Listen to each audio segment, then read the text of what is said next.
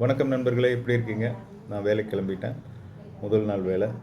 அப்புறமா இன்றைக்கி தான் இன்னையிலேருந்து தினமும் காலையில் ஒரு 10 பேருக்கும் சாயங்காலம் ஒரு 10 பேருக்கும் சாண்ட்விச் உணவு தயார் செய்து கொடுக்கலாம் அப்படின்ட்டு முடிவு பண்ணியிருக்கேன். என்னோடய வருமானத்திலேருந்து தினமும் ஒரு பகுதியை, சிறிய பகுதியை நான் அதை எடுத்து, ஏன்னா என்னோடய வேலையும் உபேரில் வேலை செய்கிறதுனால நான் சுற்றிகிட்டே தான் இருப்பேன் டவுனை. ஸோ காலையில் இப்போ நான் கிளம்பும்போது ஒரு 10 பேருக்கு என்னால் முடிஞ்சது கொடுத்துட்டு, ஈவினிங்கும் அதேமாதிரி ஒரு 10 பேருக்கு கொடுக்கலான்ட்டு பொருளாக வாங்கிட்டு வந்தேன்.